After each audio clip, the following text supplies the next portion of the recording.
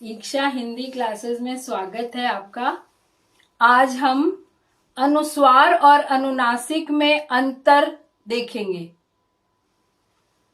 बहुत ही आसान है, केवल इसके कॉन्सेप्ट को समझना जरूरी है।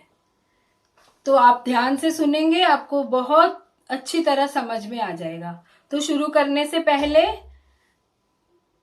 मैं फिर से वही बात दोहराती हूँ, चैनल को सब्सक्राइब कीजिए और अपने साथियों के साथ शेयर कीजिए, लाइक कीजिए और बेल आइकन भी क्लिक कीजिए। तो हम शुरू करते हैं अनुस्वार और अनुनासिक में अंतर। देखिए, इसे समझने से पहले आपको हिंदी वर्णमाला की तरफ जाना पड़ेगा। हिंदी वर्णमाला सबको आती है, अल्फाबेट सबको पता है। हिंदी वर्णमाला में स्वर और व्यंजन दो प्रकार के वर्ण होते हैं। स्वर वे वर्ण हैं जिनके उच्चारण में मुख में से हवा निकल जाती है बड़ी आसानी से, कोई रुकावट नहीं होती। अ आ ई उ ए ऐ ओ री अ। और व्यंजन व्यंजन वे वर्ण हैं जिनके उच्चारण में हमारे मुख में से हवा रुकावट के साथ निकलती है, जैसे क, ख, म, प, च, ट। तो क्यों हवा रुकावट से निकलती है? क्योंकि मुख के अंदर कोई ना कोई मुख का अंग किसी दूसरे अंग को स्पर्श करता है। तो स्पर्श करता है, थोड़ी देर के लिए हवा रुक जाती है और फिर निकलती है, इसलिए इन्हें स्पर्श व्यंजन भी कहते हैं। तो स्पर्श व्यंजन 5 है। आप यदि आपको याद होगा, नहीं तो आपको फिर से वर्णमाला पढ़नी पड़ेगी। जैसे क ख ग घ ङ, ये एक वर्ग है। इस पंक्ति का पहला वर्ण क्या है? क। इसके नाम से इस पंक्ति का नाम रख दिया गया, ये क वर्ग है, ये क क्लास है। दूसरी पंक्ति का पहला वर्ण है च, च छ ज झ य, ये च वर्ग है। फिर तीसरी पंक्ति का पहला वर्ण है ट, ये ट वर्ग है, ट ठ ड ढ ण। चौथी पंक्ति का पहला वर्ण है त, त थ द ध न, प फ ब भ म। तो ये क वर्ग, च वर्ग, ट वर्ग, त वर्ग, प वर्ग, ये 4 वर्ग हैं, 4 क्लासेस हैं, सेक्शंस हैं इनके।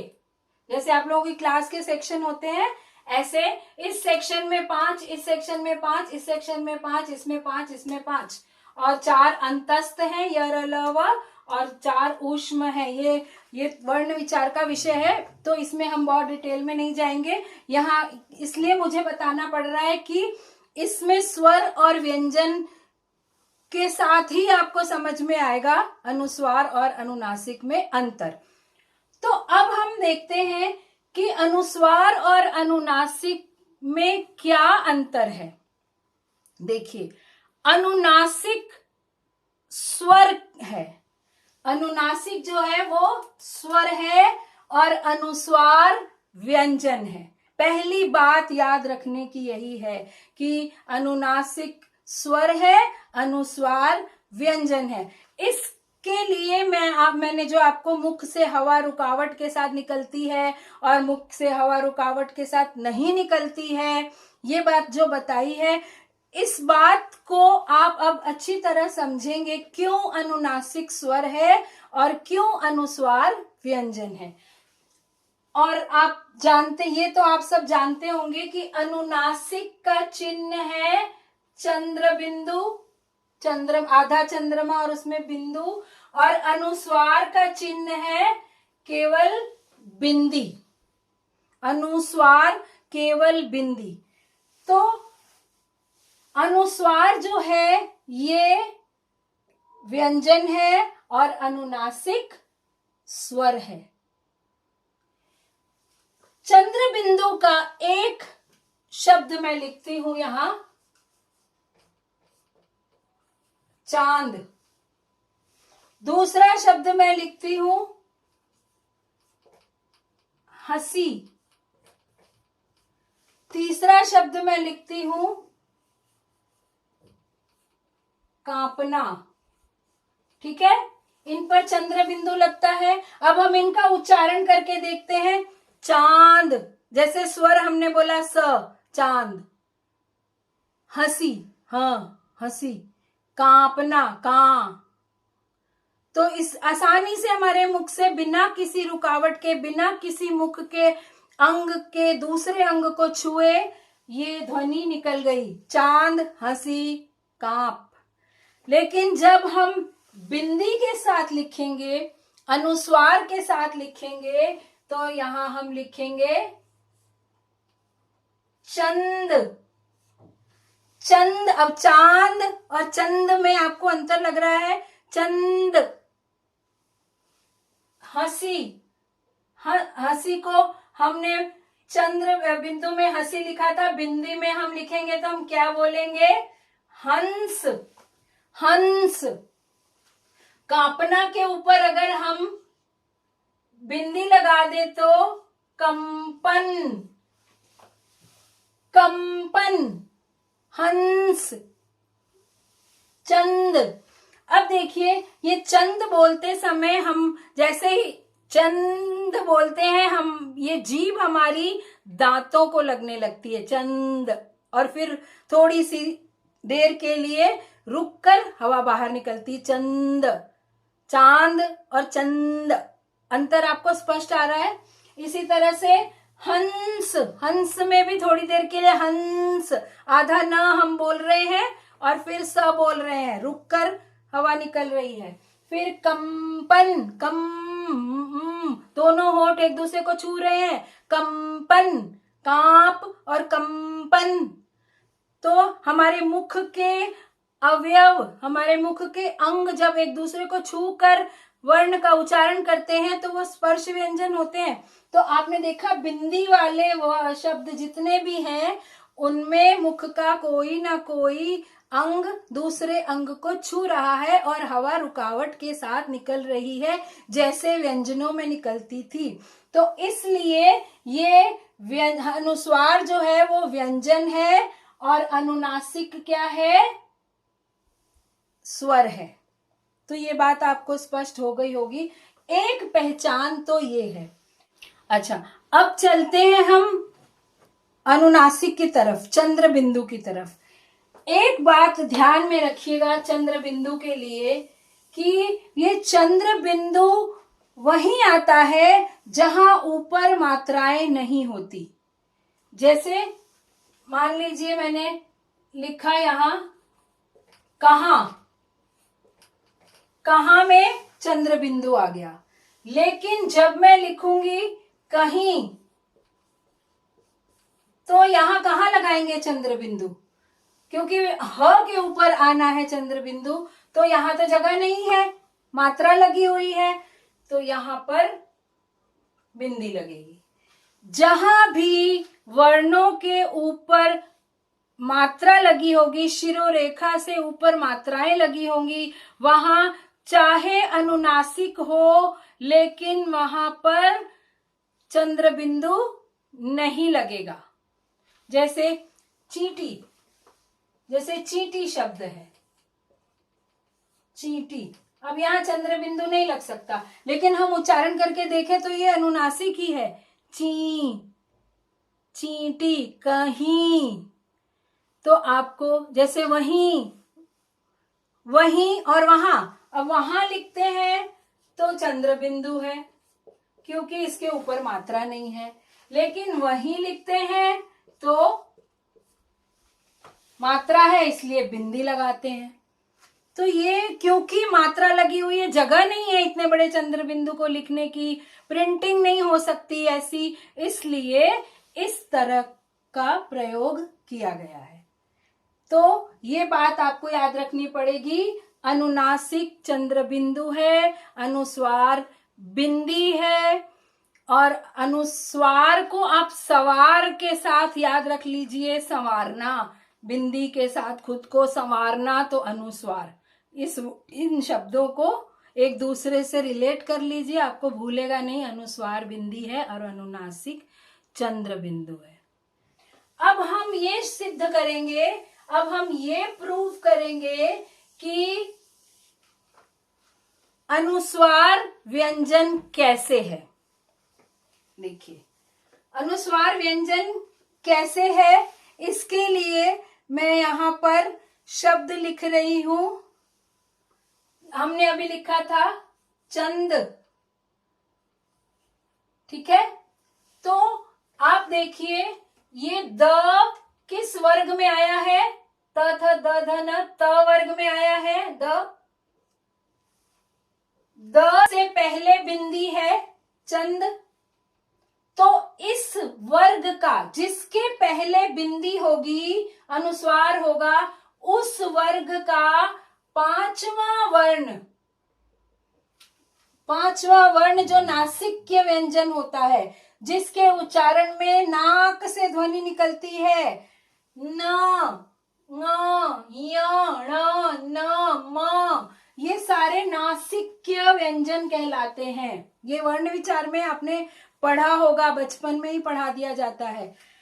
तो जिस वर्ण से पहले बिंदी या अनुस्वार आता है, उस वर्ग का पांचवा नासिक्य व्यंजन आधा इसमें आ जाता है। ये इस तरह भी हम लिख सकते हैं इसको, इसे गलत नहीं कहा जाएगा। चंद, ये बिंदी, इसके बदले में बिंदी लग गई है तो प्रूफ हो गया कि ये व्यंजन है, न व्यंजन है। इसी तरह दूसरा हमने लिखा था, हमने क्या लिखा था, कंप, कंपन,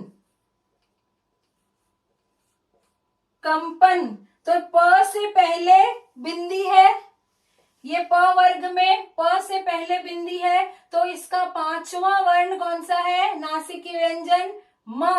तो इसमें कैसे लिखा गया है, क आधा म और प। अब देखिए दूसरा शब्द, देखिए ये आपको स्पष्ट हो रहा होगा, गंगा। गंगा अनुस्वार यहां लगा है, लेकिन ये व्यंजन कैसे है ये मैं यहां सिद्ध कर रही हूं। गंगा किस वर्ग में है, क वर्ग में है, ग। तो ये ग, ये अनुस्वार के बाद गा है, ग, क वर्ग का पांचवा कौन सा है, अ। तो ये कैसे बना, गंगा, ऐसे भी लिख सकते हैं, ऐसे भी लिखते थे पहले, आधा ङ, गंगा। इसी तरह ट वर्ग का एक उदाहरण लेते हैं, घंटा, घंटा। तो अब देखिए ट ठ ड ढ ण, ट से पहले अनुस्वार आया है, ट वर्ग का पांचवा वर्ण कौन सा है, ण। तो कैसे विच्छेद होगा ये, घ आधा न और ट, घंटा, ऐसे भी लिख सकते हैं। तो आपने देख लिया च वर्ग का एक उदाहरण मैं दिखा देती हूं आपको। च वर्ग का उदाहरण, चंचल, मान लीजिए मैंने लिखा चंचल, तो ये च से पहले अनुस्वार आया है, च से पहले ये च वर्ग का पांचवा वर्ण कौन सा है, य। तो कैसे लिखेंगे हम इसको, चंचल, ये भी सही है, ऐसे भी लिख सकते हैं। तो पांचवा वर्ण जब लग रहा है इन सब में और ये व्यंजन है, इसका मतलब ये सिद्ध हो गया, ये प्रूव हो गया कि अनुस्वार व्यंजन है और अनुनासिक स्वर है, उच्चारण की दृष्टि से भी और वैसे भी लिखने में भी व्यंजन का प्रयोग अनुस्वार में होता है। जबकि हम शॉर्ट करके बिंदी लगा देते हैं, परंतु वास्तव में बिंदी के बदले ये व्यंजन है। मुझे उम्मीद है ये कॉन्सेप्ट सबको क्लियर हो गया होगा। अब देखिए कुछ और नियम है, कुछ और बातें हैं समझने की, कि जब एक साथ दो नासिक व्यंजन आ जाते हैं। अब जैसे एक साथ मान लीजिए ये न और ये म आ गया एक साथ, तो हम बिंदी नहीं लगा सकते, तब हमें व्यंजन ही लगाना पड़ेगा। तब मान लीजिए जन्म लिखना है तो हम इस तरह नहीं लिख सकते, इस तरह लिखना गलत है। तो जब दो एक साथ आ जाते हैं पंचम वर्ण, तो हम कैसे लिखेंगे? पहले वाला आधा और दूसरा पूरा। तब बिंदी नहीं लगेगी इसमें, ये बिंदी वाला शब्द गलत है। इसी तरह जब निम्न, अब यहाँ पहले न पहले था, म बाद में है, अब हम लिख रहे हैं निम्न। ये वाला म और ये वाला न एक साथ आया है तो बिंदी नहीं लगेगी, तब ये इसी निम्न इस तरह हम नहीं लिख सकते, निम्न नहीं लिख सकते इस तरह, ये गलत है, ये सही है। तो आपको समझ आ रहा होगा। इसी तरह साहित्य को कहते हैं वांग्मय। वांग्मय, अगर मान लीजिए वांग्मय लिखना है तो हम ऐसे ही लिखेंगे वांग्मय, ऐसे नहीं लिखेंगे बिंदी, ऐसे वांग्मय नहीं लिखेंगे, ये गलत है। क्योंकि ये वाला ङ और ये एक साथ आया है तो इनके बदले में बिंदी नहीं आएगी, इसी तरह लिखा जाएगा। और उसके बाद हम देखेंगे जब य र ल व अंतस्थ व्यंजनों के पहले अनुस्वार का अगर प्रयोग होता है तो उसका कोई नियम नहीं है, सुविधा के अनुसार शब्द बना दिए गए हैं। जैसे मान लीजिए ये है संयम, संयम, तो हम इसको, इसमें य है, ये वाला य, लेकिन इस वर्ग का और इस वर्ग का मेल हो रहा है, इसको सुविधा के लिए बना दिया गया है, केवल बिंदी ही लगेगी, इसमें हम इस तरह नहीं लिख सकते संयम, ये गलत है, ये नहीं लिखेंगे, इसमें बिंदी ही लगेगी। फिर संशय, मान लीजिए संशय है, संशय, संशय में भी न है तो संशय हम नहीं लिख सकते, आधा न और इस तरह संशय नहीं लिख सकते, इसमें बिंदी ही लगेगी। ये कुछ नियम है। संवाद, संवाद मान लीजिए संवाद शब्द है तो कोई इसमें नियम स्थिर नहीं है, शब्द बना दिए गए हैं, विद्वानों ने, व्याकरण लिखने वालों ने बना दिए हैं। तो यहाँ पर व है, ये वाला व, इसके पहले बिंदी है तो हम इसमें इस तरह लिख सकते हैं संवाद, संवाद इस तरह लिख सकते हैं, लेकिन ये सही है, ये ज्यादा प्रयोग में नहीं होता। तो आपको समझ में आ गया। इसी तरह स्वयं शब्द है तो स्वयं में बिंदी ही लगेगी, स्वयं, इसको ऐसे नहीं, स्वयं ऐसे नहीं लिख सकते, म यहाँ नहीं आ सकता, स्वयं ही लिखेंगे। तो कुछ शब्द ऐसे हैं जिनमें बिंदी ही लगती है और कुछ शब्द ऐसे हैं जिनमें बिंदी नहीं लग सकती। मुझे पूरी उम्मीद है आपको समझ में आ गया होगा, और अगर नहीं समझ में आया तो पूछिए, कमेंट बॉक्स में क्वेश्चन कीजिए, मैं उत्तर दूंगी। और हमेशा प्रसन्न रहिए।